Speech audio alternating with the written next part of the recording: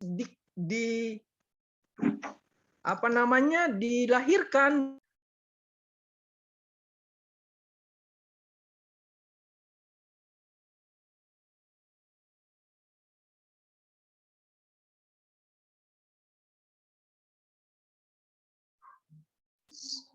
Sepertinya sinyalnya buruk. Kita tunggu sebentar lagi. Semenjak record. Innalillahi wa inna ilaihi. Iya, semenjak di record jadi Selesai kok. hilang. Barusan Bukan. selesai. Usian lagi. Halo. Halo, ya. Ya. Maaf saya mengalami kendala jaringan, Bli. Ya, silakan. Jadi saya mau berbicara tadi tentang konsepsi yang sebenarnya hadir di dalam kehidupan berbangsa kita yang sebenarnya berakar dari kehidupan kebangsaan yang sudah ada. Sebelum saya lanjutkan, mungkin Bli bisa menjadikan, sudah ya. Sudah. Supaya saya bisa menampilkannya. Jadi konsepsi-konsepsi tentang moderasi beragama, hidup dalam keberagaman, pluralisme, ya inklusivisme, sebenarnya konsep yang sudah lama diperbincangkan. Hanya mungkin dengan kehadiran Cinta Laura, konsep ini kemudian menjadi sangat populer ya. Padahal sebenarnya para teolog seperti John Ditterley, mungkin Grit Singgi mungkin, dan beberapa pendeta-pendeta terkenal lainnya sudah berusaha untuk merekonstruksi konsep ini dengan memulainya dengan mengkaji tentang adanya dekonstruksi teks.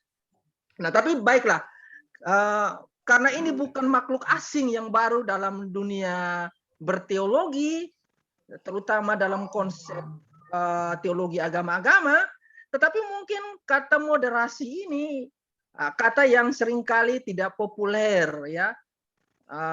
Tidak populer itu karena tidak diangkat oleh media atau tidak sering diperdengarkan oleh media dalam kehidupan kita sehari-hari.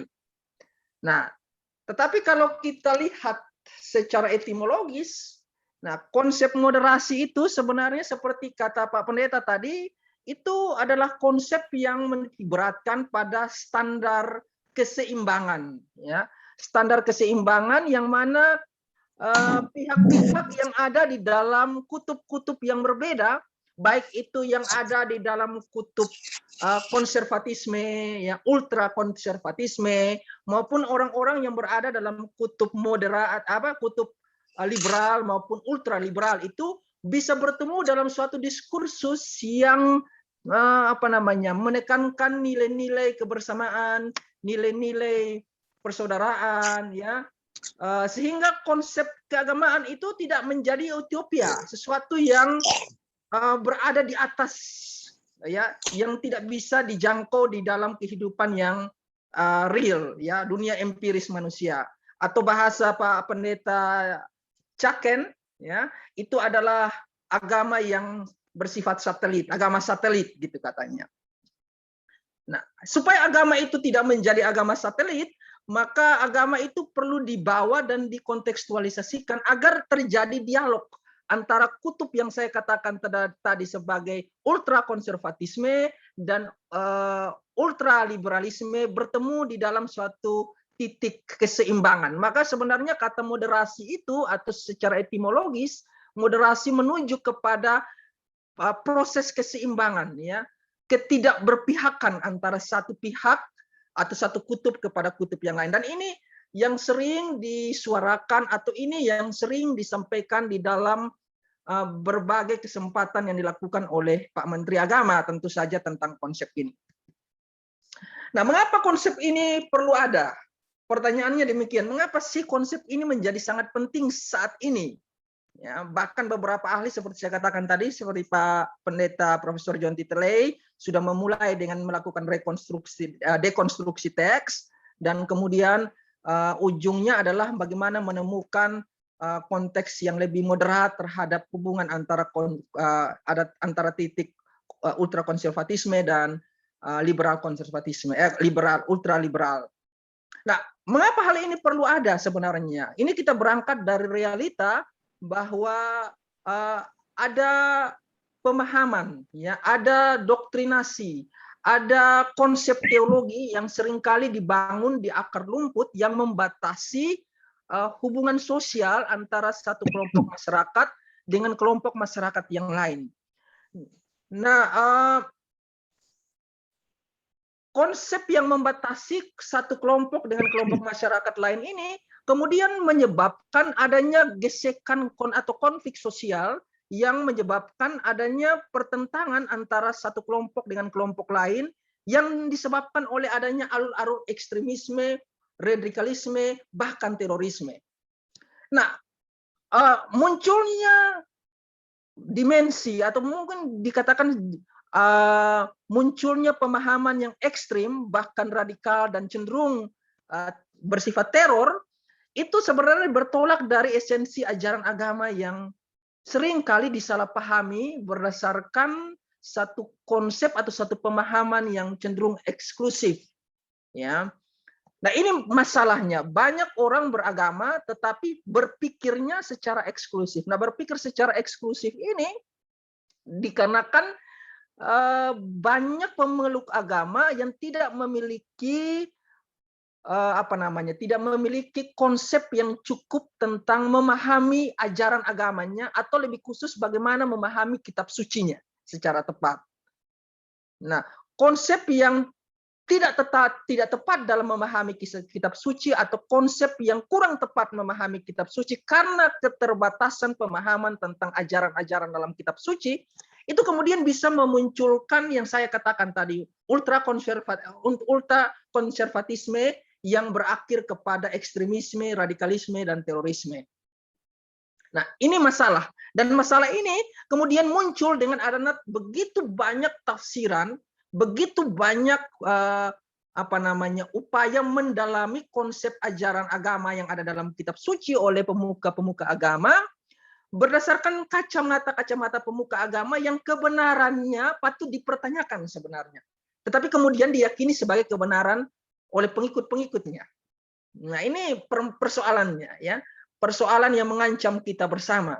Jadi sebenarnya akar dari tantangan moderasi beragama di Indonesia itu adalah bagaimana kita berbicara soal hal mengatasi ada munculnya ajaran-ajaran agama yang dilahirkan karena tafsir-tafsir agama yang keliru atau bahkan cenderung eksklusif, ya, pada berbagai sektor kehidupan beragama. Bukan hanya dalam agama A atau agama B, tapi kebanyakan agama cenderung untuk menutup pintu-pintu dialog, menutup eksklusivisme beragama yang berakhir kepada konsep yang terbatas tentang pemahaman agama. Nah, disinilah mengapa moderasi agama itu diperlukan, ya, mengapa konsep agama itu konsep tentang moderasi beragama itu perlu diangkat kembali. Ya, jadi masalah-masalah tentang pemahaman yang salah terhadap kitab suci dan cenderung pemahaman yang salah itu dieksklusifkan ke dalam pemikiran-pemikiran yang terbatas dari penganut-penganut agama tertentu akan melahirkan pola pikir yang keliru dan cenderung memantik terjadinya disosiatif dan konflik-konflik sosial yang terjadi antara masyarakat baik secara horizontal maupun secara vertikal.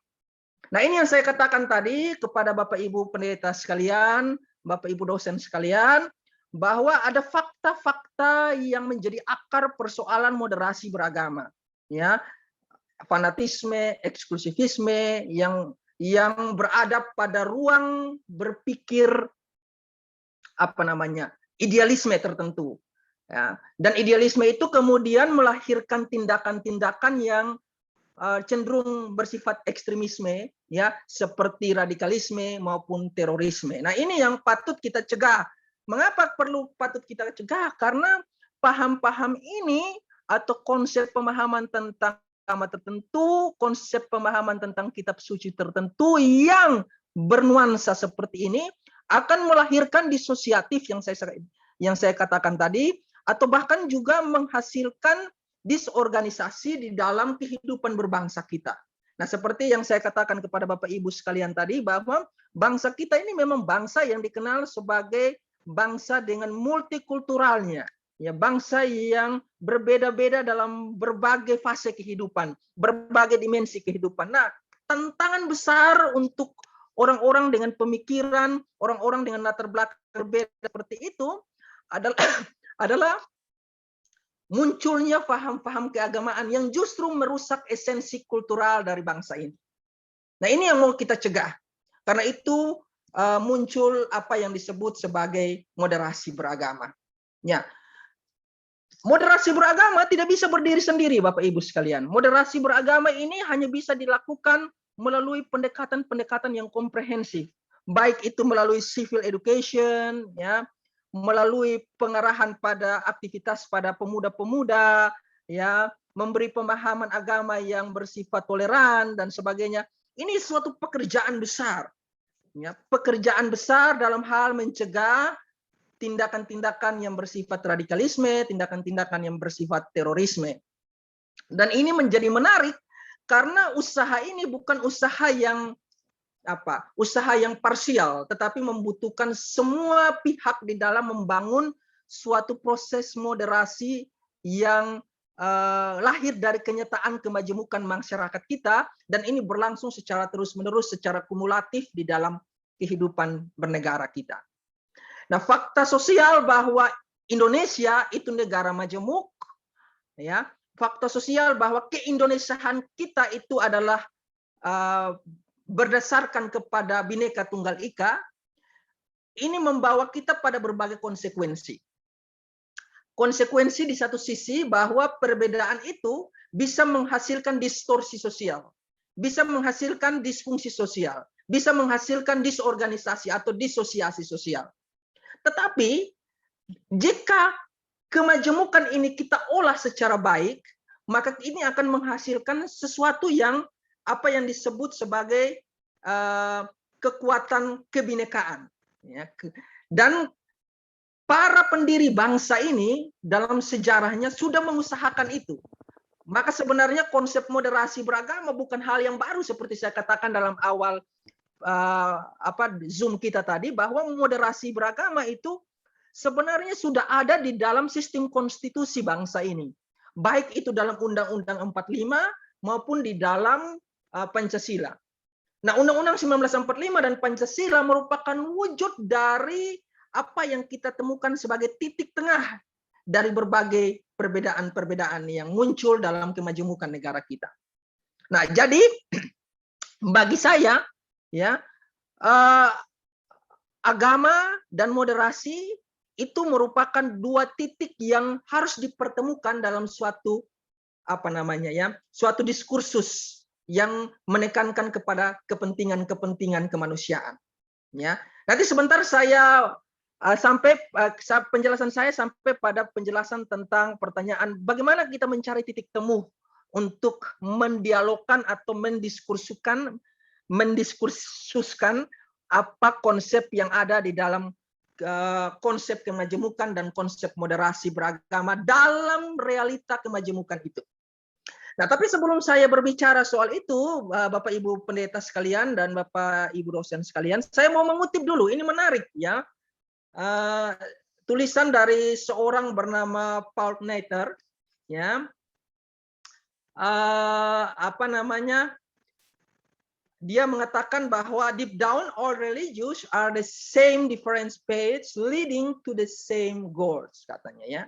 Jadi menurut dia semua agama itu memiliki jalan-jalan yang berbeda, tetapi tujuannya itu sama, dia bilang ya. Semua agama itu sama, hanya berbeda jalan-jalannya saja, dia bilang. Nah, ini menarik karena kemudian Paul Natter dia mengkonsepkan bahwa ada hal menarik yang bisa mempersatukan kita di dalam keberagaman kita, ya. Dan apa yang bisa mempersatukan itu, kemudian Hans Kung dalam bukunya Global Ethic dia mengatakan itu adalah kemanusiaan, ya, yang bisa mempersatukan perbedaan kita. Menurut Hans Kung dalam tulisannya Global Ethic itu dia mengatakan itu adalah kemanusiaan, ya. Kemanusiaan membantu kita untuk bertemu, ya, dalam keberagaman kita, ya, dalam perbedaan-perbedaan kultur kita, dalam perbedaan-perbedaan konsep keagamaan kita. Kita sebagai manusia harus bertemu untuk berbicara soal kemanusiaan. Nah, ketika kita bertemu dan berbicara soal kemanusiaan, kita membangun konsep ya yang lebih utuh tentang bagaimana memahami moderasi.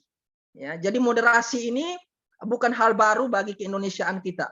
Moderasi ini adalah bagian dari konstitusi kita yang sudah ada dari masa ke masa.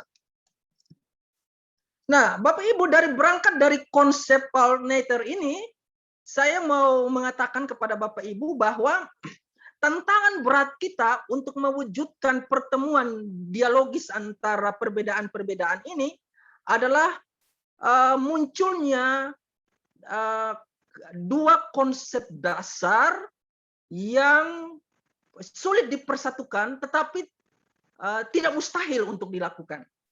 Ya. Konsep dasar pertama adalah konsep dasar yang disebut sebagai ultra empirisme. Ya.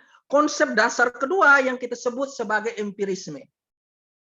Nah, konsep dasar pertama yang ultra empirisme ini terwujud dalam berbagai doktrin keagamaan yang berbeda, yang kemudian menyebabkan adanya benturan-benturan keyakinan dan pokok-pokok teologis penting, baik dalam agama yang satu dengan agama yang lain, atau bahkan dalam agama itu sendiri.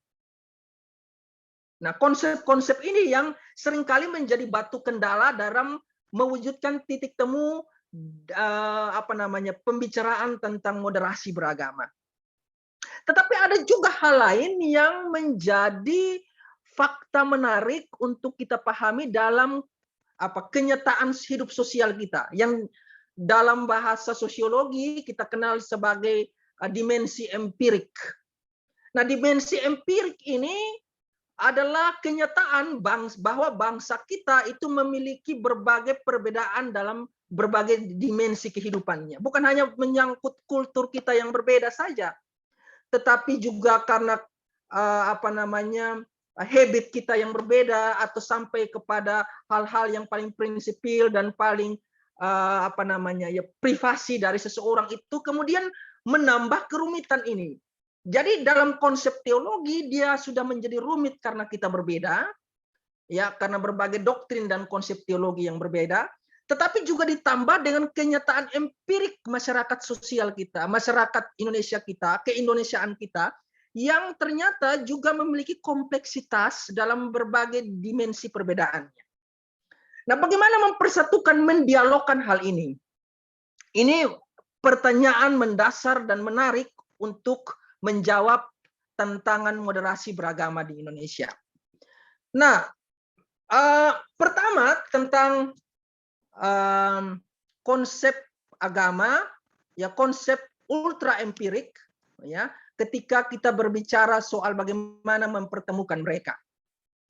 Menurut hemat saya, tidak ada jalan lain untuk kita mempertemukan konsep teologi dan doktrin yang berbeda dalam pemahaman ultra empirik itu, jika kita tidak mengembangkan suatu pendekatan atau metode penafsiran kitab suci yang lebih kontekstual dibanding yang selama ini kita kembangkan, yang cenderung pro terhadap eksklusivisme. Ya, pendekatan-pendekatan yang lebih variatif terhadap kitab suci membantu kita untuk mengekspresikan keindonesiaan kita, ya, yang bisa diterima oleh orang-orang yang berbeda dengan kita itu, dan bisa diterima oleh sesama kita dengan lebih terbuka, ya, lebih inklusif, Bapak Ibu sekalian. Ini tantangannya, ya. Nah, apa itu yang bisa kita lakukan? Sebenarnya ada banyak pendekatan kitab suci yang menarik untuk kita lakukan, ya. Selain metode-metode konservatif yang dikembangkan, tapi juga sebenarnya sekarang sudah mulai ada metode-metode ultraliberal atau moderat yang bisa dikembangkan dengan lebih baik dalam memahami kitab suci agar membantu mendorong terwujudnya tadi saya katakannya kesulitan dalam mempersatukan atau mempertemukan garis-garis ultra empirisme yang berbeda-berbeda itu. Ya. Nah, mungkin salah satu satu pendekatan yang saya kaji yang menurut saya penting untuk dipahami ya ketika kita melakukan pemahaman atau pengkajian terhadap kitab suci adalah bagaimana kita melihat metode reader response criticism misalnya. Ya. Melalui metode ini kita dibantu untuk menghayati teks dengan lebih seksama. Memang kalau kita belajar tentang teks kitab suci, Bapak Ibu sekalian, memang banyak sekali pemuka-pemuka agama yang cenderung menggunakan pendekatan-pendekatan kitab suci menurut pandangannya atau keyakinannya yang dianggap lebih tepat. Tidak salah memang, ya ada berbagai pendekatan kitab suci yang bisa kita pelajari untuk memahami kitab suci dalam rangka kita membuka cakrawala berpikir dalam hal moderasi beragama. Nah, misalnya saja ya kalau kita belajar teks-teks kitab suci kita melihat ada pendekatan-pendekatan seperti historis misalnya ya atau seperti yang dikatakan Martin Eckhart ya dia bilang ada pendekatan atomistis ya. Pendekatan atomistis ini seperti juga pendekatan alegoris di dalam konstruksi berpikir Irenaeus misalnya ya. Kemudian juga ada pola pikir historis ya. Pendekatan teologis, pendekatan tipologis dan seterusnya. Nah, memang setiap pendekatan seperti alegoris, tipologis itu memiliki kelebihan dan kekurangannya masing-masing ketika kita berbicara dalam konteks moderasi beragama. Ya, saya contohkan misalnya Bapak Ibu. Salah satu dasar ketika kita berupaya untuk membuka diri di dalam memahami kitab suci agar terwujudnya moderasi beragama adalah bagaimana kita mendekonstruksi teks-teks kitab suci kita yang cenderung eksklusif, ya, cenderung pragmatis, cenderung cenderung tertutup atau cenderung bahkan ekstremis, ya, bersifat ekstremis, ya. Tetapi juga ada metode-metode yang bisa kita gunakan untuk membantu kita memahami teks secara inklusif misalnya. Misalnya dengan pendekatan historis. Nah, pendekatan historis membantu kita untuk melihat konsepsi agama dari kacamata yang lebih realistis, ya, dari kacamata yang lebih kontekstual, sehingga kita bisa menemukan makna-makna kontekstual daripada teks secara tepat, ya, secara proporsional, sehingga teks kitab suci yang dilahirkan berdasarkan histori tertentu tidak bisa kemudian serta-merta kita gunakan kepada konteks masyarakat tertentu yang lain. Nah, dengan pola pandang tersebut, ya, dengan pendekatan historis tersebut akan membantu kita untuk menemukan jalan tengah atau jalan moderat, ya, konsep moderasi beragama yang tepat di dalam memahami kitab suci, terutama di dalam konteks masyarakat seperti Indonesia ini. Nah,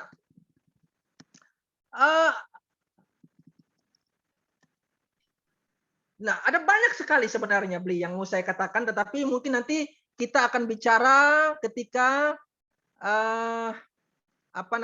kita berdiskusi satu sama lain. Tapi intinya ketika kita bicara soal konsep moderasi beragama ini, Bapak Ibu saudara-saudara sekalian, kita ingin mempertemukan apa yang disebut sebagai model ekstremisme sama model liberal, ya.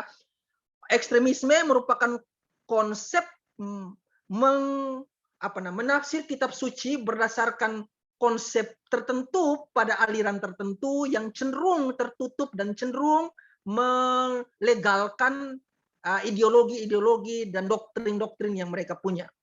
Sedangkan konsep liberal itu cenderung untuk mengkontekstualisasi kitab suci tetapi memiliki bahaya sinkritisme.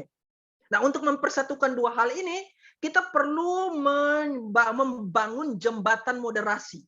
Nah, jembatan moderasi ini merupakan cara kita menilai kitab suci berdasarkan nilai-nilai universalitas. Nah, apa saja nilai-nilai universalitas dalam mengkonsepsi, ya, mendorong konsep pemahaman yang lebih holistik dari kitab suci? Ada beberapa yang saya temukan, Pak Pendeta dan teman-teman sekalian, seperti konsep keadilan misalnya, ya, konsep kemanusiaan misalnya. Ini yang juga dikatakan oleh Hans Kung dalam buku-bukunya seperti Global Ethic, ya, Global Responsibility dan sebagainya. Dia mengatakan bahwa kita memang tidak bisa bertemu di dalam hal doktrin misalnya. Kita tidak bisa bertemu di dalam berbagai konsep teologi kita yang eksklusif misalnya. Tetapi kita bisa bertemu ketika kita bicara soal kemanusiaan misalnya. Kita bisa bertemu ketika kita bicara soal keadilan misalnya. Ya. Nah, ketika kita bisa bertemu, ketika kita berbicara soal kebenaran, keadilan, dan kemanusiaan, itu sebenarnya kita bicara soal kitab suci kita sendiri. Karena ketika kita bicara soal hal-hal tersebut, kita berbicara soal bagaimana mengkonstruksi kitab suci kita berdasarkan nilai-nilai keindonesiaan kita, ya. Dan ini merupakan suatu terobosan baik, ya. Terobosan baik menurut saya, sehingga apa yang kita hasilkan itu bukan the will of all, tetapi kita bisa menghasilkan sesuatu yang general will, ya. Kita bisa menghasilkan sesuatu yang berguna bagi kemanusiaan dan keberagaman bangsa kita. Nah, karena itu Bapak Ibu, saudara-saudara sekalian, kita harus menyadari bahwa konsep keagamaan kita itu harus berkembang. Ya, berkembangnya konsep keagamaan kita itu bukan karena tuntutan zaman saja, tetapi memang kita harus menyadari bahwa bangsa kita itu sudah berubah dari sistem sistem masyarakat yang terikat oleh solidaritas mekanis yang homogeneous, itu ke dalam sistem masyarakat yang berpikir secara atau terikat secara solidaritas organis, ya, sehingga menghasilkan suatu produk kebangsaan yang heterogen. Nah, inilah kenyataan yang harus kita perbincangkan lebih lanjut ketika kita berbicara soal moderasi beragama. Jadi intinya saya mau katakan bahwa tidak ada moderasi beragama jika kita tidak bisa keluar dari konsepsi awal kita yang homogen itu, ya. Konsepsi yang cenderung kepada eksklusivisme, cenderung kepada intoleransi, nah, cenderung kepada fanatisme. Kalau kita tidak bisa keluar dari konsep keagamaan seperti itu, maka tidak ada moderasi beragama. Tetapi juga kita tidak bisa berada pada standar ultra liberal, ya, karena kecenderungan ultra liberal itu adalah meniadakan atau mendistorsi nilai-nilai daripada kitab suci. Nah, karena itu dalam banyak diskusi kita mengambil jalan tengah seperti kata Bli tadi. Kita tidak ultra konservatisme yang menekankan berbagai pemikiran-pemikiran yang eksklusif, tetapi juga kita tidak ultra liberalisme yang menekankan nilai-nilai kontekstual tanpa memperhatikan nilai-nilai esensi dari kitab suci itu. Maka kita mengembangkan sesuatu yang heterogen, yang diikat berdasarkan nilai-nilai organis masyarakat. Dan itu kita bisa temukan dalam konsep moderasi beragama. Nah, untuk itu saya menutup penjelasan singkat saya ini, Bapak Ibu saudara-saudara sekalian, dengan mengutip satu pernyataan, ya, dari seorang ahli bernama John Noel. Ya, dia katakan bahwa tolerance, ya, dia mengatakan bahwa tolerance itu implies respect for another person, not because he is wrong or even because he is right, but because he is human, katanya. Ya, jadi toleransi itu tidak berbicara soal orang benar atau tidak benar, tetapi kita berbicara soal bahwa dia itu manusia. Terima kasih, mungkin itu yang bisa saya sampaikan dulu, Pak Pendeta Diki. Nanti kita bisa sambung di dalam diskusi kita agar kita bisa saling melengkapi konsepsi tentang moderasi beragama. Baik, terima kasih. Ya, kita berikan tepuk tangan dulu buat Bapak Usian yang sudah memaparkan tentang moderasi beragama dan kitab suci. Ya, tadi ada satu statement yang kita mungkin sepaham ya, bahwa kita tidak bisa terlalu ke kanan dan juga tidak bisa terlalu ke kiri. Karena kalau terlalu ke kanan kita menjadi yang ekstrim, kalau terlalu ke kiri kita nanti jadi sinkritisme atau terlalu kontekstual, jadi apa ya, keberagamaan ya, atau kita beragamanya jadi luntur gitu ya. Kita ambil jalan tengah. Ini satu hal yang menarik. Ya, sebelum saya membuka kepada teman-teman yang ingin menanggapi, yang ingin boleh bertanya ataupun boleh mengkritisi apapun ya, silakan Ya. diperbolehkan. Mungkin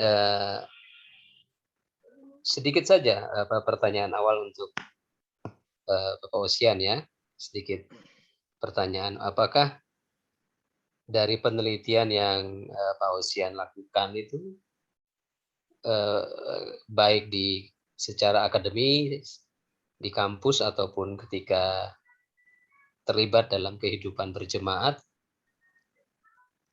dari ya penelitian, walaupun penelitiannya itu tidak terlalu mendalam, tetapi dari pengamatan saja begitu. Orang-orang yang semakin mendalami kitab suci, misalkan dia rajin PA ya, rajin ikut PA, rajin ikut ibadah, rajin ikut sharing Alkitab itu, mereka itu cenderung semakin ke kanan atau cenderung semakin ke kiri, atau cenderung menjadi lebih ekstrim dengan agamanya, atau malah dia lebih menghargai orang lain. Ya, istilahnya orang yang rajin beribadah, rajin membaca kitab sucinya itu akan cenderung seperti apa? Mungkin dari pengamatan Pak Osian. Mungkin itu, mungkin pertanyaan awal, silakan ditanggapi. Oke, Pak Pendeta Diki. Ada hal menarik. Beberapa hari lalu kami melakukan pengabdian masyarakat di suatu desa di Timor. Nama masyarakat itu adalah Tesbatan. Ya. Tesbatan, masyarakat Tesbatan. Oh ya. Dalam beberapa diskusi yang kami buat antara kami secara eksternal secara internal di dalam pembicaraan itu, kami menemukan ternyata ada hal menarik yang mereka kembangkan untuk merekonstruksi hubungan sosial yang mereka buat, sehingga hubungan sosial yang multikultural itu, ya, multireligiositas itu tidak menghasilkan suatu konsepsi kebersamaan atau konstruksi sosial yang cenderung menghasilkan distorsi-distorsi sosial baru atau disosiatif baru. Nah, ada beberapa cara yang mereka buat. Nah, seperti mereka melakukan pendalaman agama, tetapi kemudian pendalaman agama mereka itu dibatasi hanya sebagai pemahaman individu, tidak kemudian dijadikan sebagai sarana untuk melakukan apa yang disebut dalam bahasa kita misi keagamaan.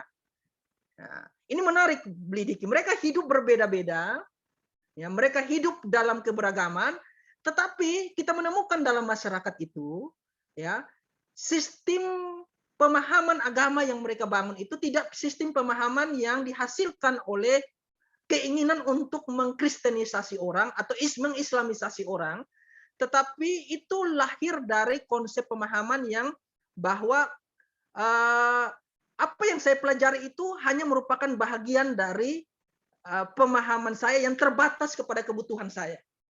Ya, nah ini menarik. Banyak konsep seperti ini tidak dihasilkan oleh proses komunikasi antara agama di tempat yang lain. Kan kalau kita umat Kristen itu cenderung untuk melakukan kristenisasi kepada orang lain, maupun sebaliknya dari teman-teman yang Muslim gitu. Tetapi di tempat ini beda, Bli. Ya, beda Pak Pendeta. Mereka justru menghasilkan suatu rekonstruksi sosial yang lahir dari keinginan untuk memahami agama tidak atas dasar untuk menyebarkan agama tersebut. Tetapi mereka memandang bahwa urusan agama itu urusan internal dari seseorang, ya. Urusan-urusan urusan-urusan pribadi, privat dari seseorang. Sehingga itu tidak kemudian menghasilkan suatu benturan-benturan sosial yang justru mengakibatkan disosiasi sosial. Ya, jadi ini menarik. Ya. Nah, sehubungan dengan pertanyaan Pak Pendeta tadi, apakah orang-orang yang belajar kitab suci itu punya potensi untuk memiliki pemahaman tentang konsep agama yang lebih ekstrim, yang lebih radikal, yang lebih eksklusif, atau bisa sebaliknya? Tergantung Pak Pendeta. Jadi seperti yang saya katakan tadi, pola pemahaman, pola konsepsi terhadap berbagai agama, ya, terhadap konsep-konsep keagamaan, ajaran-ajaran agama itu bisa menghasilkan apa yang tadi saya sebut sebagai eksklusivisme maupun inklusivisme. Ya, jika kita mempelajari metode atau variasi membedah kitab suci dengan cara yang keliru, itu bisa menghasilkan sifat eksklusivisme. Tetapi jika kita memahami teks secara lebih terbuka, memahami teks secara lebih historis, ya, kita mungkin akan lebih memahami teks itu secara lebih inklusif. Ya, dari pengalaman saya, pemikiran-pemikiran yang cenderung fanatis, cenderung eksklusif, cenderung radikalis, ya, itu seringkali lahir dari metode-metode pendekatan yang lebih alegoristis, ya, pendekatan-pendekatan kitab suci yang cenderung harafiah, ya, sehingga pemahaman terhadap kitab suci itu pemahaman yang ada di kulit luarnya saja. Sedangkan metode yang harus kita pelajari dalam memahami kitab suci itu bisa banyak bentuknya, ya, bisa mulai dari model tipologi misalnya, ya, model historis misalnya, ya, dan berbagai metode-metode lainnya yang sebenarnya bisa membantu kita untuk lebih inklusif terhadap konsep pemahaman terhadap kitab suci yang lebih kontekstual, ya, yang lebih keindonesiaan dalam konteks keindonesiaan kita, yang lebih plural, ya, yang lebih adaptif terhadap perbedaan. Nah, hal-hal seperti inilah yang menjadi PR besar bagi kita, ya, terutama para teolog, para pendeta, ya, sehingga kecenderungan kita untuk memahami kitab suci itu perlu untuk membantu kita dan membantu jemaat kita agar berpikir lebih inklusif, ya, sehingga perkembangan zaman itu membantu kita untuk mengadaptasi variasi-variasi pemahaman terhadap kitab suci. Begitu menurut pendapat saya, Pak Pendeta.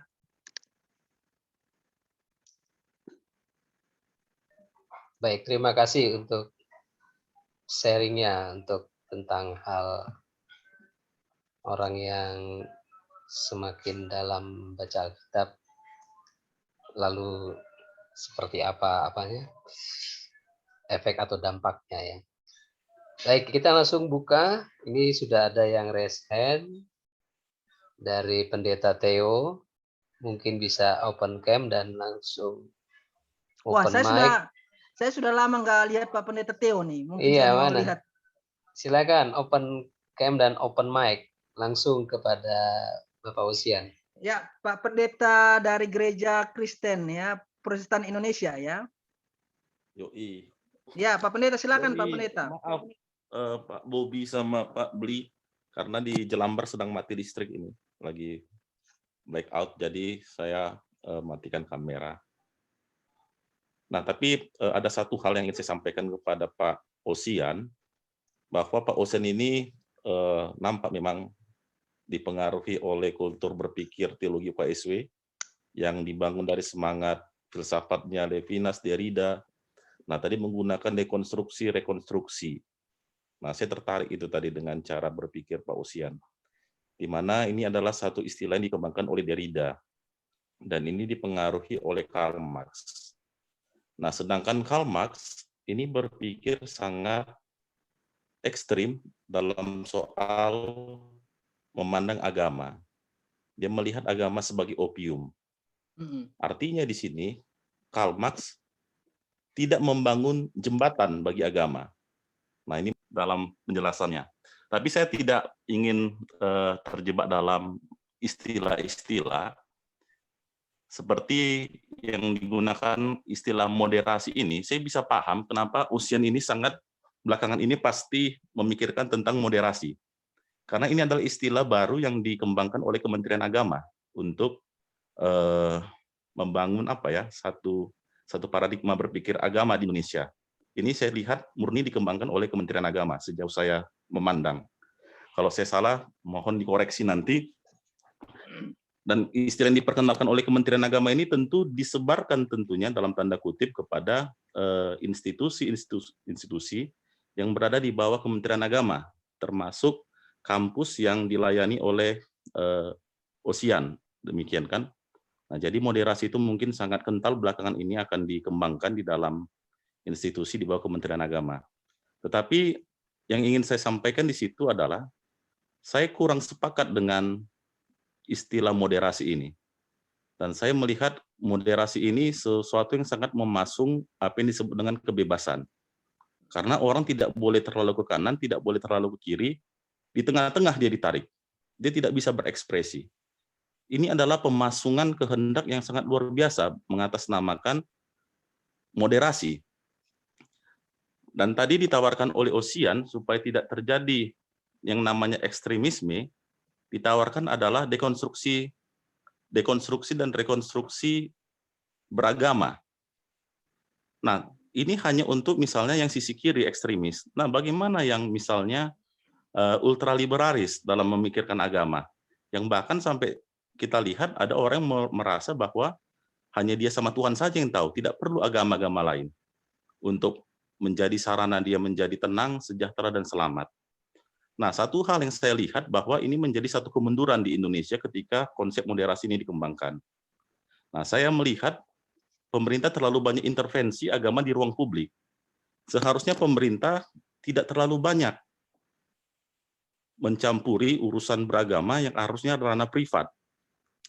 Sebagaimana kita tahu Kementerian Agama ini kan adalah satu konsensus ketika terjadinya Indonesia tidak jatuh pada negara agama. Kita tahu bersama-sama itu, dan Pak John Titali menjelaskan dengan sangat baik hal tersebut.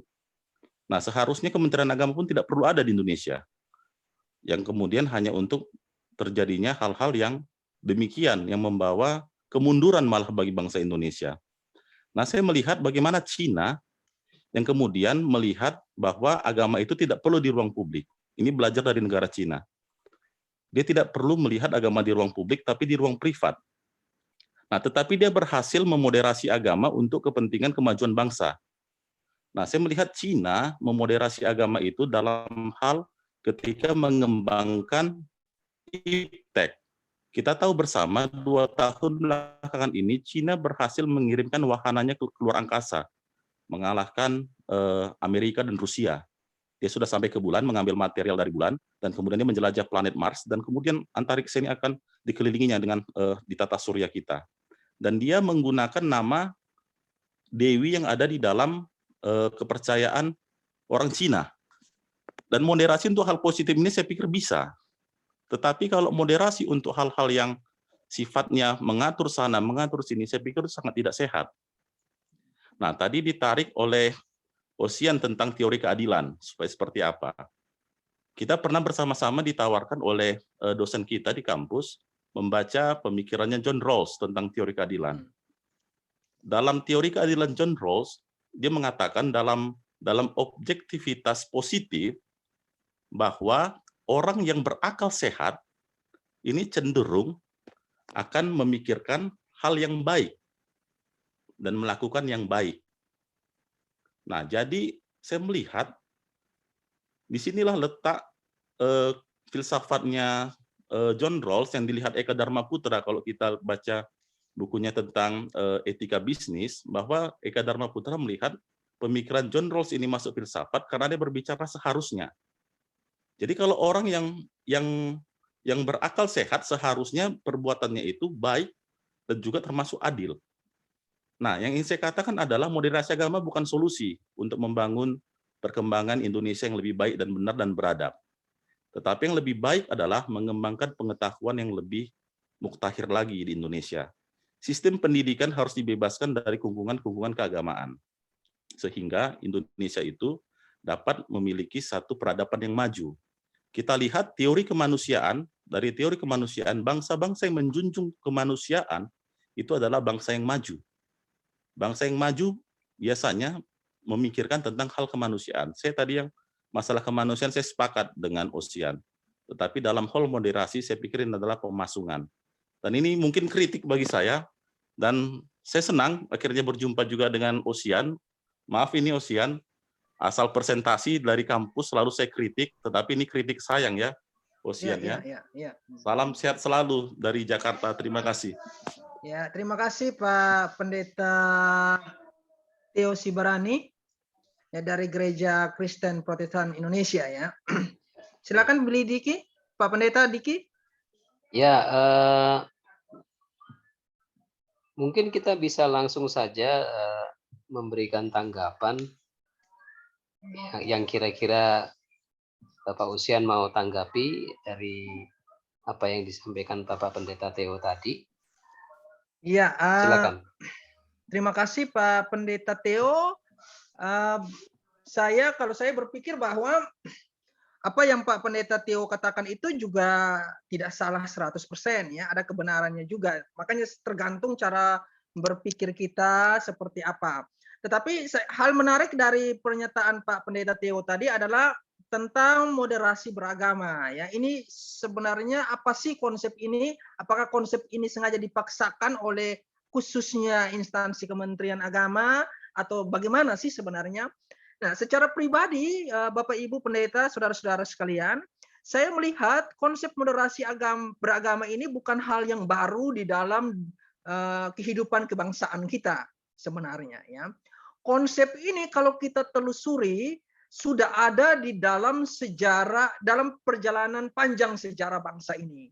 Karena itu saya katakan tadi bahwa konsep moderasi ini adalah konsep yang sebenarnya telah terkristalisasi di dalam ruang lingkup pemikiran tentang Pancasila dan Undang-Undang 1945 yang sebenarnya merupakan sejarah penting dari perjalanan bangsa ini. Nah, konsep moderasi itulah yang sebenarnya dikembangkan oleh pemikir-pemikir bangsa atau pendiri-pendiri bangsa ini untuk mencari jalan tengah antara dua kutub yang ekstrim tadi ya, ada ultrakonservatisme dan ultraliberalisme. Nah, jadi menurut pendapat pribadi saya, Pak Pendeta Theo, konsep moderasi ini bukanlah konsep yang baru bagi kita. Nah, kalau dikatakan konsep ini adalah suatu konsep pemaksaan, ya itu mungkin saja ya, tergantung dari pola berpikir kita. Tetapi apakah konsep ini merupakan konsep baru yang dikembangkan untuk bagaimana menjembatani ultrakonservatisme dan ultraliberalisme? Menurut saya ini bukan hal yang baru. Dalam perjalanan sejarah kita, konsep moderasi itu sudah ada di dalam butir-butir dan konsepsi-konsepsi yang dibuat di dalam Undang-Undang 1945 maupun suatu konsensus sosial yang disebut sebagai Pancasila itu. Nah, jadi hal atau tantangan menarik bagi kita adalah dengan kondisi kebangsaan kita, dengan kondisi multi dimensional yang begitu beragam, ya, yang begitu kompleks di tengah bangsa kita adalah bagaimana mempersatukan perbedaan-perbedaan ini. Nah, itu pertanyaan mendasar. Maka dilahirkanlah suatu kesepakatan. Kesepakatan ini merupakan jalan tengah sehingga di satu sisi orang tidak meninggalkan aspek-aspek penting daripada konsep keagamaan tertentu, ya, tetapi di lain sisi orang juga harus bisa terbuka secara aktual, terbuka secara kontekstual terhadap orang-orang yang berbeda dengan dia, orang-orang yang tidak sepaham dengan dia, dan bagaimana mendialogkan atau mendiskusikan ya membangun suatu diskursus yang baik antara dua kutub yang ekstrim ini. Dan menurut saya atau menurut hemat saya, sampai detik ini tidak ada cara yang lebih baik selain orang menggunakan istilah moderasi. Nah, moderasi membantu kita untuk melihat titik temu antara kedua itu, tetapi titik temu yang macam apa pertanyaannya? Seperti saya katakan tadi, titik temu yang bisa kita lakukan adalah dengan melihat nilai-nilai, ya, nilai-nilai persamaan dari kedua hal ini. Jadi kita tidak berangkat dari nilai-nilai perbedaan, tetapi kita berangkat dari nilai-nilai persamaan. Karena itu dalam konsep yang lebih luas seperti global etik yang diluncurkan oleh Hans Kung misalnya, atau global responsibility dari Hans Kung misalnya, dia menawarkan konsep tentang justice, ya, dia menawarkan tentang konsep tentang humanity, ya, yang kemudian menjadi titik tolak atau titik berangkat kita ketika kita bicara soal berbicara soal kemanusiaan yang muncul di dalam konteks yang berbeda-beda. Dan ini ada di dalam Pancasila kita. Yang menarik ada dalam Pancasila kita. Kita berbicara soal ketuhanan, tapi ketuhanan yang seperti apa? Ketuhanan yang hadir di dalam berbagai dimensi keagamaan, ya. Kita berbicara soal kemanusiaan di dalam konsep Pancasila kita dan sebagainya. Dan ini merupakan hal menarik yang menjadi titik berangkat kita ketika kita bicara soal moderasi. Nah, jadi bagi saya hal ini menarik, Pak Pendeta Theo, karena memang ini bukan hal baru, tetapi tentu saja bukan hal baru ini menjadi pergumulan kita bersama ke depan untuk mencari lagi konsensus-konsensus yang mungkin bisa melengkapi konsensus kita yang sudah ada ini. Begitu mungkin Pak Pendeta Bli. Baik, ya. Terima kasih ya. Ya, ini bisa kita lanjutkan dalam pertanyaan berikutnya nanti. Tanggapan antara tadi Theo dan Sian, saya pikir kita sama-sama bisa melihat hal yang baiknya, ya. Tadi ada yang angkat tangan yaitu Oscar Liu. Jadi mau bertanya? Iya Bapak, saya mau bertanya. Iya, silakan. Boleh open cam juga, boleh. Baik, terima kasih atas waktu yang saya peroleh. Saya pikir modernisasi agama ini sangat perlu untuk kami para kaum milenial untuk jadi agen persatuan begitu. Yang jadi pertanyaan saya sini adalah nilai apa yang kita harus pakai untuk mengembangkan modernisasi agama dalam pribadi begitu. Terima kasih. Salam. Baik, terima kasih Oscar Liu. Langsung saja Bapak Usian. Ya, teman Oscar Liu, menarik pertanyaan ini ya. Jadi nilai apa yang bisa kita kembangkan, ya, nilai moderasi apa yang bisa kita kembangkan ketika kita berada dalam ruang diskursus privat, ya, atau diskursus komunitas tertentu, sehingga kita menghasilkan sesuatu yang lebih yang lebih baik, yang lebih kontekstual, yang lebih terbuka terhadap perubahan zaman. Nah, saya katakan tadi ada banyak sebenarnya tawaran yang sudah diberikan ketika kita berbicara soal moderasi beragama. Konsep moderasi agama kembali lagi bukan konsep yang baru.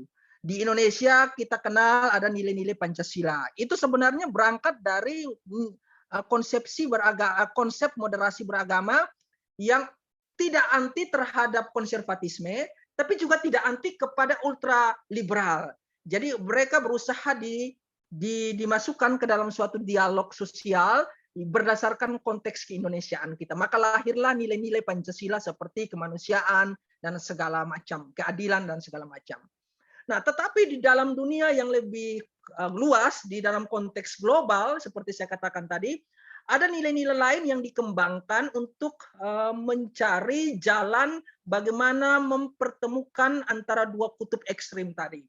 Nah, saya sudah menyinggung sedikit tadi tentang konsep yang dikembangkan oleh Hans Kung misalnya, tentang global ethic atau global responsibility yang menawarkan kita bisa berangkat dari konsep bersama, ya, yakni nilai-nilai kemanusiaan kita sebagai manusia. Nah, nilai-nilai kemanusiaan kita sebagai manusia itu tidak bertentangan dengan kitab suci apapun. Ya, seperti misalnya kasihilah sesama manusia, ya, seperti dirimu sendiri, itu ada dalam Kristen.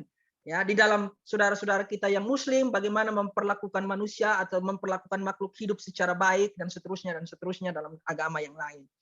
Nah, ketika kita bicara soal kemanusiaan, ya, kita bicara soal posisi moralitas kita yang berada pada tingkat atau level atau stadium yang baik, yang paling tinggi.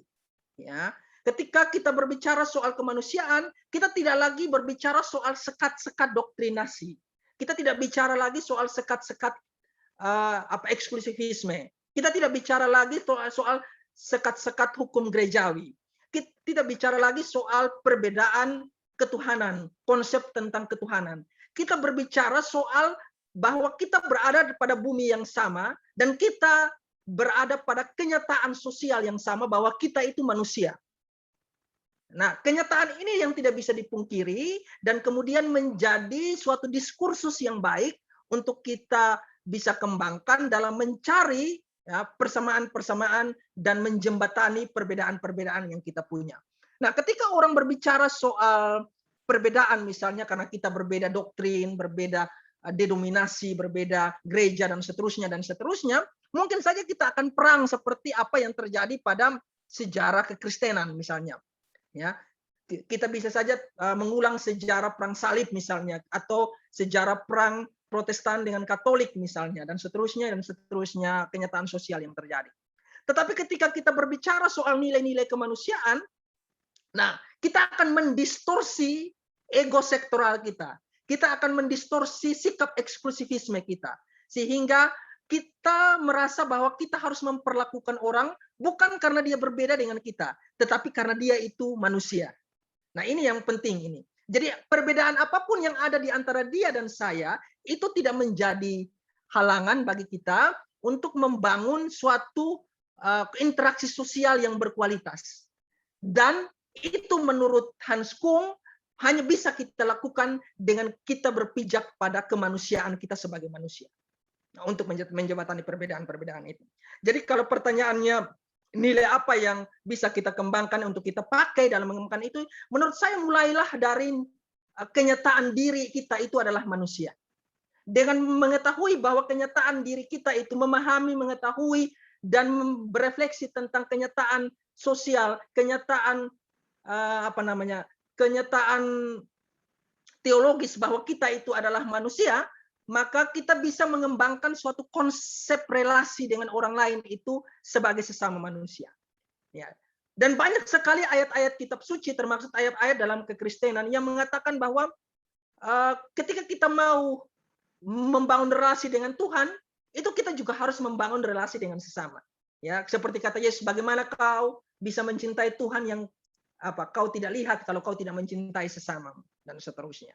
Nah, ini kan sebenarnya nilai-nilai kemanusiaan yang ingin dikembangkan. Dan menurut saya hanya dengan menerapkan nilai-nilai ini saja menjadi jembatan yang penting di dalam merekonstruksi, ya, hubungan sosial yang berkualitas yang berangkat dari kenyataan bahwa kita ini membutuhkan orang lain sebagai makhluk sosial. Kita membutuhkan orang lain dalam kapasitas kita sebagai makhluk sosial. Begitu menurut saya, Bli.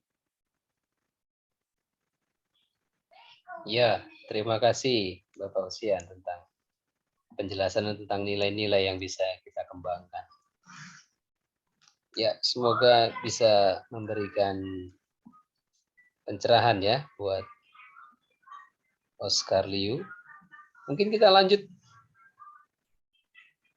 ke tanggapan selanjutnya dari teman-teman, silakan.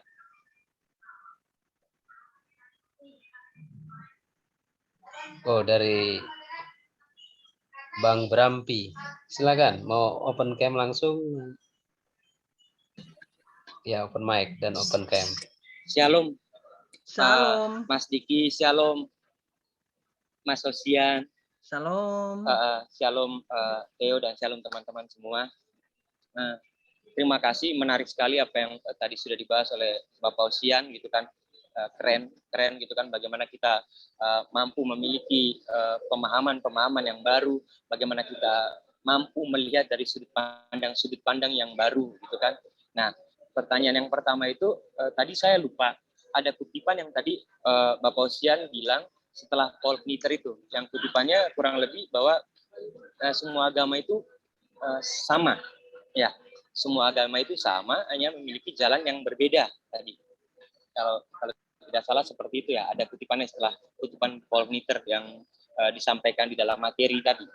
Iya, betul. Betul. Nah, pertanyaan saya yang pertama, apakah Bapak Osian sendiri setuju dengan pemikiran ini, begitu kan? Itu yang pertama. Nah, yang kedua, pertanyaan saya adalah bukan hanya kepada Bapak Osian saja, tapi mungkin kalau Mas Diki atau Pak Theo mau menjawab, silakan, atau teman-teman lain mau menjawab. Menarik sekali ketika kita berbicara panjang lebar tentang moderasi dalam ranah berbangsa dan bernegara ini, gitu kan. Sehingga bagaimana tadi Bapak Osian jelaskan bahwa moderasi itu bertujuan untuk menciptakan titik temu, titik jumpa, sehingga tidak ada keberpihakan seperti itu, begitu kan? Itu dalam tatanan bangsa dan negara. Nah, yang pertanyaan saya mau ajukan ini, mungkin Bapak Osian, Bapak Diki, Bapak Theo, atau teman-teman yang lain mungkin mau jawab, bagaimana ketika konsep atau istilah tadi yang Bapak Theo bilang, istilah moderasi ini masuk ke dalam ranah keluarga kita, begitu kan? Ranah keluarga kita. Bagaimana kira-kira Bapak Osian menyikapi hal ini atau memandang hal ini? Contohnya seperti apa? Contohnya, kalau kita punya salah satu kakak kita atau adik kita, atau kita punya anak, tiba-tiba anak kita itu memutuskan untuk masuk Islam. Nah, seperti itu. Jadi kira-kira bagaimana mengenai hal ini? Kira-kira apa yang Bapak Osian sikapi? Apa yang Bapak Osian harus lakukan terkait tentang hal ini? Itu dulu sih sementara. Terima kasih, shalom. Ya, shalom. Nah, Ya. saya mau ya. Langsung aja, Osian. Oke. Nanti mungkin teman-teman yang lain bisa menambahkan atau memberi penjelasan atau pengalaman tentang hal itu. Nah, saya mulai berangkat dari kata Paul Knitter tadi tentang deep down all religious are the same different paths leading to the same goals, katanya. Ya, ini bukunya apa namanya, buku ini judulnya apa? Saya lupa ya. No other name, katanya, no other name, ya. Saya sih kalau sebagai seorang UKSW, ya, saya berpikir bahwa apa yang dikatakan Paul Knitter ini masuk akal, ya, sebagai orang UKSW. Ini sama dengan saya katakan bahwa banyak jalan menuju Roma, kan begitu ya. Meskipun tujuannya sama, tetapi kita memiliki jalan-jalan yang berbeda, ya, memiliki apa namanya, cara yang berbeda. Tetapi dalam pemikiran kaum konservatif, wah, ini bahaya yang begini nih. Ya, mereka tidak terima hal-hal yang begini. Ya, karena bagi mereka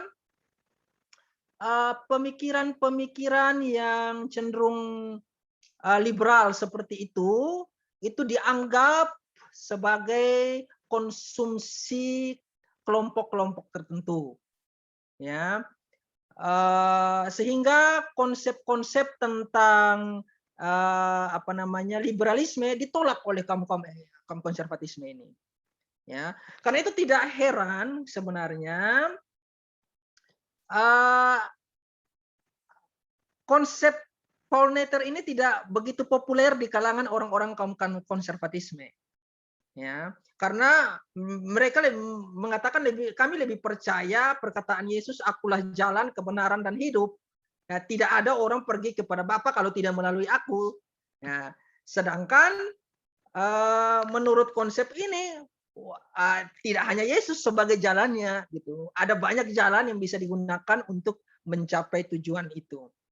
Nah, kalau saya pribadi, kalau ditanya apa pendapat saya pribadi tentang hal ini, tentu sebagai orang alumni UKSW yang sudah dicekoki oleh konsep-konsep moderasi beragama, konsep-konsep pluralisme beragama, saya mengatakan bahwa agama itu bukan eksklusif milik satu kelompok. Ya. Agama atau kerajaan sorga, ya dalam tanda kutip ya, pernyataan saya lebih tepatnya kalau saya sebut kerajaan sorga, itu bukan eksklusif milik orang tertentu, gitu loh. Toh pada akhirnya tidak ada orang yang masih hidup yang sudah sampai ke sana, gitu. Jadi tidak ada orang yang bisa memberikan konsep yang utuh tentang hal tersebut. Nah, kalau kita tidak bisa memberikan konsep yang utuh, yang holistik tentang hal tersebut, maka apa yang bisa kita tonjolkan dari eksklusivisme kita, gitu. Ya, ketika orang bilang saya yang lebih bisa masuk surga atau saya yang lebih pantas masuk surga dan orang lain tidak pantas masuk surga, pertanyaan saya sederhana, apakah Anda sudah pernah ke surga? Apakah Anda sudah pernah melihat surga itu seperti apa sehingga Anda merasa bahwa surga itu milik pribadi Anda dan sebagainya? Nah, justru karena berpikir pada dasar itulah maka kita yakin bahwa sebenarnya jalannya adalah kita membantu orang lain untuk menemukan surga berdasarkan konsep yang lebih universal. Ya, apa itu? Saya katakan tadi nilai-nilai kemanusiaan contohnya. Nah, tidak dalam ajaran kekristenan misalnya kita temukan konsep bahwa orang tidak bisa mengatakan dia mengasihi Tuhan yang dia tidak lihat kalau dia tidak bisa mengasihi sesamanya, misalnya begitu. Nah, inilah yang saya katakan tadi, membantu kita untuk membuka cara berpikir kita yang eksklusif bahwa Tuhan itu milik kita sendiri dengan membuat suatu konsep baru yang bukan konsep baru ya, lebih tepatnya membuat suatu definisi yang lebih luas tentang bagaimana memperlakukan orang itu seperti halnya kita memperlakukan hubungan kita dengan Tuhan. Gitu. Memperlakukan hubungan kita dengan orang lain itu harus seimbang dengan bagaimana kita memperlakukan hubungan kita dengan Tuhan.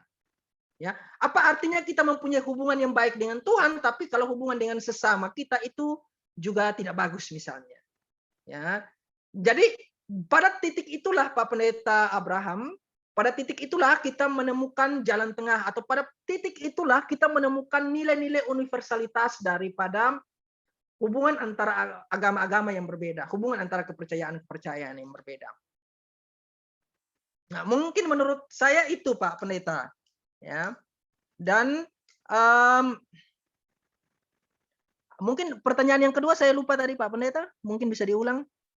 Pertanyaan yang kedua, bahwa tadi kita sudah berbicara panjang lebar tentang istilah moderasi atau konsep moderasi menurut Bapak Osian dan istilah moderasi menurut Bapak Theo di dalam ranah berbangsa dan bernegara, begitu kan? Nah, yang jadi pertanyaan saya, bagaimana konsep moderasi itu bisa kita terima atau bagaimana kita menyikapi konsep moderasi itu ketika itu sudah masuk di dalam ranah lingkungan keluarga kita. Tadi makanya saya berikan contoh, mungkin kalau ada kakak kita, kakak kandung kita, atau adik kandung kita, atau kita punya anak yang akhirnya memutuskan untuk masuk Islam. Nah, itu pertanyaan saya. Oke. Saya tidak akan menjawab apa pandangan saya tentang hal itu. Ya. Tapi saya mau mengajak kita untuk berefleksi tentang pengalaman pribadi saya. Pertama, pengalaman pribadi saya, kakak kandung saya itu seorang Muslim. Ya, kakak kandung saya itu seorang Muslim, jadi berbeda agama dengan saya. Tetapi kami bisa hidup satu rumah. Ya, karena saya berpikir ya agamamu, agama saya, nggak apa-apa. Kalau kamu memutuskan untuk pindah agama, ya tidak masalah bagi saya. Gitu. Itu pertama. Yang kedua, ada pengalaman menarik Pak Pendeta Abraham, ketika saya pergi berkunjung ke desa Tesbatan. Ya, ada satu kenyataan sosial di desa itu yang membuat menurut saya sangat menarik. Saya bertanya kepada mereka, apa yang menyebabkan orang-orang di desa itu bisa pindah agama? Ya. Apa yang menyebabkan orang-orang di desa itu mau berpindah dari satu agama ke agama lain? Apakah ada proses misi tertentu? Adakah proses adanya proses perpindahan agama yang disebabkan oleh berbagai faktor dan sebagainya? Itu yang mau saya pahami ketika saya coba meneliti tentang aspek-aspek yang ada di proses pembinaan agama yang ada di desa Batan. Tapi saya menemukan jawaban menarik mereka kenapa mereka mau pindah agama dan bagaimana mereka berproses untuk pindah agama dari agama yang satu ke agama yang lain, Pak Pendeta sekalian. Nah, alasan mereka dan yang mereka lakukan dalam kehidupan mereka adalah mereka pindah agama itu tidak atas proses sosialisasi yang dilakukan oleh orang-orang yang berbeda agama dengan mereka. Tidak. Misi ya, bahasa kita tuh misi. Ya, tidak. Mereka pindah agama itu karena keinginan mereka sendiri tanpa paksaan. Ya, keinginan mereka itu disebabkan oleh beberapa faktor. Salah satunya faktor kawin-mawin. Ini persis dengan apa yang dilakukan oleh arus Islamisme, arus misi Islam yang terjadi pada abad 13-14. Nah, perpindahan agama yang terjadi pada abad 13-14 terhadap teman-teman kita yang beragama Kristen itu terjadi secara peaceful. Ya, beda dengan kekristenan yang 3G itu ya, glory, gold, and gospel itu. Mereka cenderung kepada yang disebut sebagai proses infiltrasi, ya, menggunakan pendekatan-pendekatan kawin-mawin. Nah, dan itu pindah agama itu bukan karena proses penginjilan, tetapi karena proses keputusan pribadi, kesadaran pribadi yang mereka cari sendiri, ya, pengetahuannya tanpa proses itu terjadi. Nah, ini menarik. Kalau di tempat lain kita pindah agama itu kan proses penginjilan, ya, Pak Pendeta, ya. Tetapi di sini mereka melakukan itu tidak berdasarkan konsep seperti itu. Nah, apapun definisi dari konsep ini atau apapun definisi dari model misi agama seperti ini, tetapi dia sedikit berbeda dengan konsep yang ada di tempat lain. Mungkin itu yang bisa saya sampaikan dari pengalaman pribadi saya, Pak Pendeta.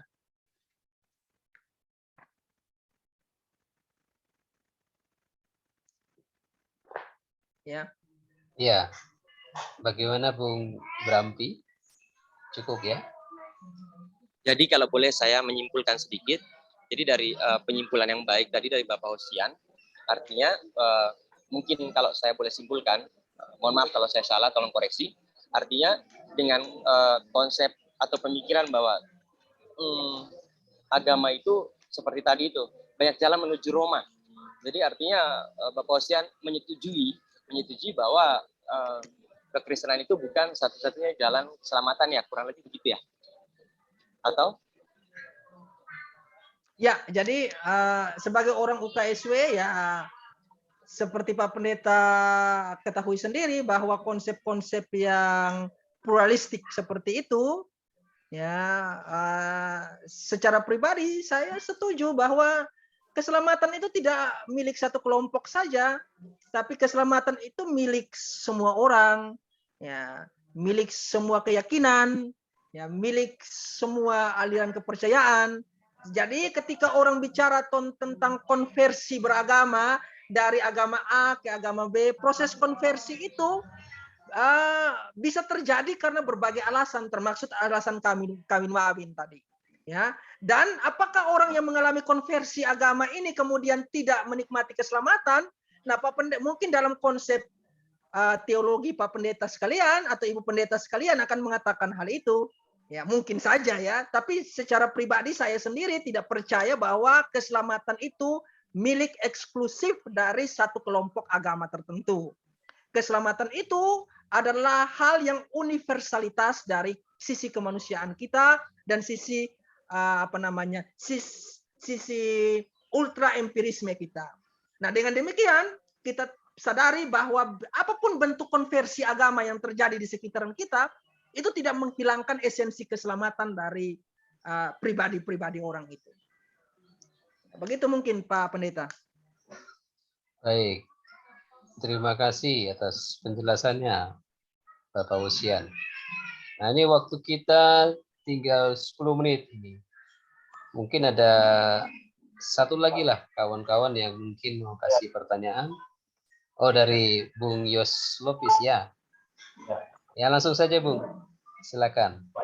Jadi Bapak Dekan, Ya. tolong Posian.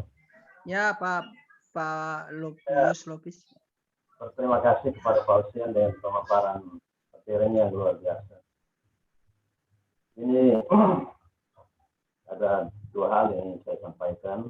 Yang pertama, menangkap apa yang disampaikan oleh Pak Usian tadi, bahwa untuk merawat keberagaman di Indonesia, ini butuh yang namanya moderasi. Dan saya pikir kita perlu berterima kasih pada Kementerian Agama, karena situasi dan kondisi bangsa kita di Indonesia sementara ini kita tentu tahu bahwa sekarang ini mudah sekali orang memanipulasi ayat-ayat kitab suci untuk kepentingan hawa nafsu. Dan masyarakat banyak yang pendidikannya sangat minimalis dimanfaatkan untuk kepentingan seperti ini. Masyarakat dengan tingkat pemahaman yang sangat terbatas, otak, dan kita lihat cukup banyak, dan sementara jadi ancaman bagi negara kita. Jadi, saya pikir jika kita tidak mau negara ini hancur, maka pendekatan-pendekatan yang sifatnya mendesak, maka ini tentu penting sekali, seperti yang dilakukan oleh Kementerian Agama. Jadi saya berpikir bahwa pendekatan yang dipakai oleh Kementerian Agama ini adalah pendekatan yang sangat tepat sesuai dengan kondisi bangsa kita. Tidak bisa kita memakai pendekatan kepada China, satu bangsa yang begitu maju, untuk kita terapkan pada bangsa Indonesia dengan tingkat dan pola pemahaman yang belum begitu baik. Ya, yang berikut, saya mau bertanya kepada Pak Usian terkait dengan persoalan moderasi beragama ini. Ini terkait tentang situasi dan kondisi di Provinsi Nusa Tenggara Timur. Kalau di NTT tentu Pak Usian tahu bahwa NTT ini adalah provinsi yang paling rukun di Indonesia. Dan itu hasil survei pemerintah pusat tahun 2016, di mana menempatkan Nusa Tenggara Timur sebagai provinsi yang paling rukun. Dan itu masih berlangsung sampai 2018 dan sampai saat ini. Yang terjadi soal di Provinsi Nusa Tenggara Timur itu persoalan internal Kristen. Internal Kristen ini disebabkan oleh persoalan pencaplokan warga gereja dengan berbagai modus. Dan ini mungkin juga karena persoalan ini terjadi karena denominasi Kristen di Indonesia cukup banyak. Itu ada 327 kalau tidak salah. Dan sementara yang masuk ke NTT itu ada 46 yang terdaftar resmi. Dan sementara antri untuk mendaftar itu sudah hampir 50-an denominasi. Jadi perpindahan antar denominasi terjadi hampir setiap minggu. Nah, pertanyaan saya, apakah ini disebabkan oleh karena ekspresi keberagaman di kalangan Kristen yang terjerumus pada sekularisme eksklusifisme, atau karena menganggap semua denominasi sama sehingga orang mudah saja berpindah? Nah, kalau dia berpindah karena dianggap di denominasi yang satu itu juga terkait kepada Yesus Kristus, ya mungkin tidak terlalu soal. Tetapi kalau dia sampai berpikir bahwa semua agama sama, ya ini juga tentu menjadi ancaman yang cukup besar. Jadi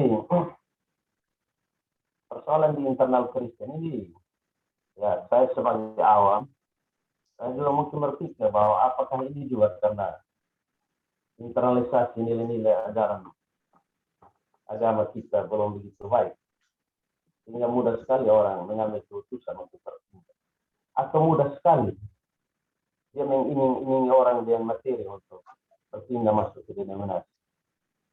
Saya sampaikan ini oleh karena ini menjadi ancaman cukup besar bagi toleransi, baik antar umat beragama maupun secara internal. Di mana dengan situasi seperti ini ya tentu kita kembali kepada moderasi beragama ini penting sekali. Terima kasih, saya kembalikan kepada Pak. Oke, Pak Ya. Pendeta Bidiki ya, saya Langsung langsung saja. aja ya. Ya, Jadi saya sampaikan dulu Bapak Yos Lopis ini adalah Kepala Biro ya, Kepala Biro Administrasi dan Akademik di Institut Agama Kristen Negeri Kupang. Ya, karena itu memang tadi Bapak Kepala Biro ini berbicara dalam kapasitas sebagai bagian dari Kementerian Agama. Nah, saya lanjut pertanyaan Bapak Yos Lopis tadi tentang apa sih sebenarnya penyebab orang begitu gampang pindah agama sebenarnya gitu. Nah, dalam beberapa penelitian yang dilakukan baik dalam beberapa waktu ini atau dalam beberapa kesempatan yang lalu, proses konversi agama yang terjadi di antara pemeluk-pemeluk agama itu banyak faktor penyebabnya, ya, banyak faktor penyebabnya. Kalau mau saya jelaskan mungkin bisa panjang di sini. Tetapi yang terjadi di Indonesia, tindakan konversi beragama itu disebabkan oleh banyak faktor, mulai dari faktor sosiologis, ya, sampai faktor ekonomi seperti yang disinggung oleh Pak Yos Lopis tadi. Kita hanya berusaha untuk memprejudge ya, membuat suatu prasangka terhadap apa yang terjadi sebenarnya di dalam konteks masyarakat NTT. Menurut saya apa yang terjadi ya di dalam konversi beragama yang terjadi di negara atau di tengah-tengah masyarakat NTT itu banyak disebabkan oleh tuntutan-tuntutan faktor psikologis ya. Banyak anak muda yang berpindah agama atau berpindah didominasi itu karena mereka menganggap bahwa agama lama yang mereka anut tidak menjawab kebutuhan psikologis, kebutuhan dasariah mereka yang penting dalam menjawab pergumulan-pergumulan sosial mereka, yang menyebabkan kemudian mereka mengambil jalan untuk menemukan konsep baru, pemikiran baru, jawaban baru terhadap persoalan sosial, persoalan pribadi yang mereka alami. Ya, jadi ada faktor psikologis. Nah, mungkin benar juga apa kata Pak Pendeta Theo tadi ya, bahwa ini sesuai dengan apa yang dikatakan oleh Marx misalnya ya, Karl Marx yang mengatakan bahwa agama itu adalah candu. Ya, jadi ketika orang masih berada dalam konsepsi berpikir seperti itu, maka sebenarnya orang diarahkan untuk melihat agama itu sebagai jawaban atas pergumulan-pergumulan dan masalah-masalah yang dialami. Sehingga itulah yang terjadi pada dinamika sosial kaum muda sekarang khusus di NTT, mengapa mereka bisa pindah didominasi dari satu denominasi ke denominasi lain dengan waktu yang begitu cepat atau dengan mudahnya itu terjadi. Jadi menurut saya Bapak Yos Lopis bahwa itu terjadi karena memang ada tuntutan psikologis dari kaum muda atau orang-orang yang mengalami konversi agama tersebut untuk mendapatkan manfaat psikologis dari kehidupan, apa definisi kehidupan beragama bagi mereka. Ya, ketika mereka tidak mendapatkan kebutuhan psikologis itu, mereka kemudian berpikir untuk melakukan pindah agama. Ya, pindah keyakinan dari satu golongan, satu agama tertentu ke agama yang lain. Jadi mungkin saja ada kasus di beberapa daerah di NTT itu orang pindah agama bukan hanya sekedar karena faktor psikologis. Ada juga karena faktor ekonomi seperti yang tadi Bapak Yos Lopis katakan. Faktor ekonomi itu terjadi dalam beberapa daerah. Bisa satu kampung itu pindah semua agama. Konversi agama itu terjadi bukan hanya sekedar pada satu atau dua orang, tapi satu kampung itu pindah sekalian ke agama yang baru, dari agama Kristen ke agama yang lain, gitu. Dan setelah diselidiki, memang ada banyak faktor penyebabnya. Ya ada juga orang berpindah agama karena tadi ada faktor ekonomi. Ya. Dan itu memang kenyataan sosial yang kita hadapi di tengah masyarakat kita. Dan prasangka saya atau prejudice saya mengatakan bahwa kalau begitu agama tidak saja dijadikan sebagai alat orang untuk mengetahui atau memahami hubungan internal dia dengan Tuhan. Tetapi agama juga bisa dijadikan sebagai alat yang dalam tanda kutip bahasa Marx sebagai candu, ya, atau apapun istilahnya, atau kata Freud ya, yang lain. Tetapi memang itulah kenyataan sosial kita. Terlepas dari semua itu, pandangan pribadi saya sendiri bahwa orang begitu mudah pindah agama atau pindah denominasi itu sebab mereka tidak memiliki akar-akar pemahaman yang kuat terhadap konsep keagamaan yang dikembangkan oleh agama-agama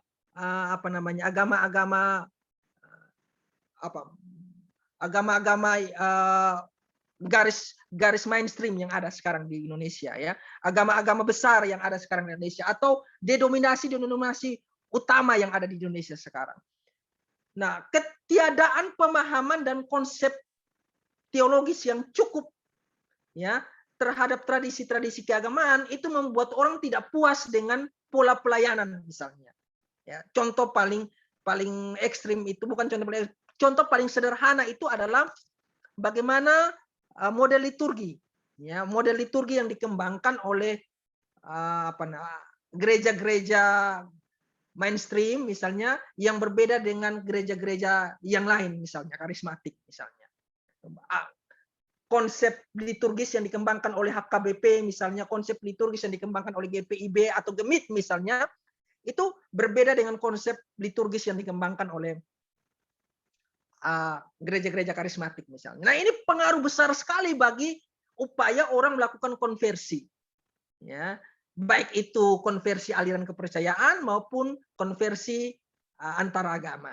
Begitu. Jadi ada banyak faktor, betul sekali Bapak Yoslovis, tentang mengapa orang bisa pindah agama. Mulai dari faktor psikologis, ya, bahkan saya bersetuju dengan Pak Pendeta Theo tadi mengatakan bahwa mungkin ada benarnya juga pernyataan Marx ketika dia mengatakan bahwa agama itu seperti candu, ya. Atau mungkin juga ada benarnya juga ketika Freud mengatakan bahwa orang-orang beragama itu orang-orang yang sebenarnya mengalami gangguan psikologis misalnya. Ya, karena ada faktor psikologis yang mendorong orang untuk memeluk suatu kepercayaan. Saya sering bertanya, ya, kepada semua pemeluk agama, apakah mungkin Anda tetap beragama jika Anda tidak punya masalah? Ya, apakah Anda tetap akan mempercayai adanya Tuhan jika Anda tidak memiliki masalah dalam hidup Anda? Nah, ini pertanyaan besar untuk menjawab konsep tentang agama dan candu masyarakat, atau konsep tentang agama dan masalah psikologis. Dan ini merupakan pergumulan kita bersama, ya, para akademisi, para teolog, ya, para pendeta, tentang menjawab ini. Apakah hanya agama itu hanya dijadikan alat untuk menjawab tuntutan psikologis orang saja, atau seperti apa gitu. Tetapi kenyataan di NTT juga menunjukkan bahwa masalah itu menjadi lebih kompleks dengan lahirnya masalah ekonomi. Orang bisa pindah agama karena tuntutan perut di NTT ini, itu terjadi gitu. Ya. Ada kampung yang betul-betul miskin dan orang bisa menawarkan bantuan ekonomi yang kemudian membuat mereka mengalami konversi keagamaan. Ini terjadi gitu. Jadi masalah pindah agama itu memiliki multifaktor, dan multifaktor ini memang terjadi di NTT. Dan kita tidak bisa menutup mata, sebenarnya bukan hanya terjadi di NTT, tapi bisa saja terjadi di mana saja. Tetapi di luar semua pemahaman itu, saya percaya bahwa keputusan yang orang ambil untuk pindah agama merupakan hak asasi dari setiap pribadi orang. Kalau kita menganggap agama sebagai ruang privat, ketika kita memahami agama sebagai ruang privat, maka kita bisa mengkonstruksi konversi agama sebagai hak pribadi orang. Itu pemahaman pribadi saya. Dan jika demikian, maka ketika orang berpindah agama, ya tidak menjadi soal, ya, karena memang itu adalah konstruksi pribadinya. Ya, beda ketika itu menjadi urusan sosial masyarakat. Nah, itulah yang dijamin oleh undang-undang, ya, oleh undang-undang bangsa ini. Ketika dia berbicara soal kebebasan individu untuk memeluk agama dan kepercayaannya. Ya, pasal 29 undang-undang kita, undang-undang dasar kita menjamin kebebasan individu. Kenapa kebebasan individu dijamin? Karena agama dipandang sebagai hak prerogatif dari ruang privasi orang.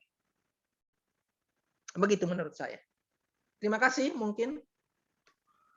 Baik, terima kasih. Ya, sekali lagi kita berikan aplaus buat Bapak Usian atas bersama-sama kita belajar malam hari ini, bisa sharing tentang moderasi beragama dan kitab suci. Tentu dari sepanjang diskusi tadi kita memang apa yang disampaikan Bapak Usian di dalam konteks kita masing-masing tentu ada sedikit irisan-irisan yang tentu sama, dan tapi juga mungkin ada sesuatu yang di konteks masing-masing bisa berbeda, dan saya pikir Bapak Usian juga setuju dengan hal itu, karena di dalam menyatakan moderasi ini artinya Bapak Usian tetap menghargai yang paling kanan dan juga menghargai yang paling kiri, sehingga sebenarnya kalau boleh saya ambil kesimpulan bahwa jalan tengah ini bukan berarti saya teringat ini Bapak Usian ya, teringat dengan Kak Tony Tampake. Ya, beliau menyatakan begini, orang yang menganggap bahwa jalan tengah itu adalah yang terbaik, itu sama saja dengan orang yang fanatis. Artinya kita bisa saja fanatis dengan ajaran doktrin kita, tapi jika kita juga bisa fanatis dengan ultraliberal, misalkan liberal. Tetapi kita juga bisa fanatis di dalam jalan tengah. Nah, jadi artinya keterbukaan pemikiran untuk kita menuju Indonesia yang bisa saling menghargai itu benar-benar harus dibuka seluas-luasnya. Dan memang tadi apa yang disampaikan Pak Pendeta Theo itu juga menarik, artinya moderasi beragama ini juga tetap harus menghargai kebebasan juga ya, kebebasan dalam memilih, artinya di dalam nilai-nilai agama kita juga ada nilai-nilai yang mengajak kita bisa menghargai orang lain. Dan kita menganggap itu satu hal yang penting dan hal yang harus kita lakukan sebagai seorang pengikut Kristus. Baik, terima kasih untuk pertemuan malam hari ini. Nah, setelah ini kita akan menutup acara ini dengan doa. Lalu kawan-kawan yang sudah bergabung, saya mengucapkan banyak terima kasih. Untuk kawan-kawan dari Teologi UKSW Angkatan 2005, kalau mau masih bertemu, nanti kita bisa bincang-bincang mungkin 5-10 menit sebelum kita bubarkan pertemuan ini. Namun kita akan menutupnya dalam doa dulu, nanti kawan-kawan dari Kupang dan sekitarnya, dari kawan-kawan Usian boleh live. Kami mengucapkan terima kasih untuk kebersamaannya. Untuk itu Ibu Guru Sari bisa menutup di dalam doa. Mari kita. Silakan Bu Sari. Ya, terima kasih Bu Diki dan juga teman-teman yang lain. Kita akan akhiri dalam doa. Kita doa bersama. Kami bersyukur Tuhan untuk setiap penyertaan-Mu dalam kehidupan kami. Segala sesuatu yang bisa kami terima hingga pada saat ini, itu karena berkat dan anugerah-Mu. Terima kasih juga untuk diskusi kami. Kendati pun kami merasa berat dalam pembahasan ini, tetapi mampukan kami terus untuk bisa mengolah pikir kami dan juga laku kami dalam kehidupan kami bersama-sama dengan orang-orang yang ada di sekitar kami, dengan segala kepelbagaian yang kami terima masing-masing. Tuhan juga yang memberkati Bapak dosen Usian dalam karya dan pelayanannya semoga tetap bisa terberkati bagi setiap orang yang dia jumpai. Terlebih juga kami serahkan keluarganya hanya ke dalam tangan-Mu saja, Tuhan juga yang senantiasa memberikan cinta kasih di tengah-tengah keluarga. Dan terima kasih juga untuk seluruh partisipasi teman-teman, rekan-rekan yang sudah ikut bergabung. Semoga apa yang bisa dibagikan dan didengarkan, kami bisa jalankan dan juga lakukan tahap demi tahap dalam kehidupan kami. Tuhan berkati juga kami sepanjang malam hari ini dengan segala kegiatan dan aktivitas yang mungkin kami lanjutkan. Tuhan yang senantiasa beserta dengan kami. Dalam nama Kristus kami berdoa dan mengucap syukur. Amin. Amin.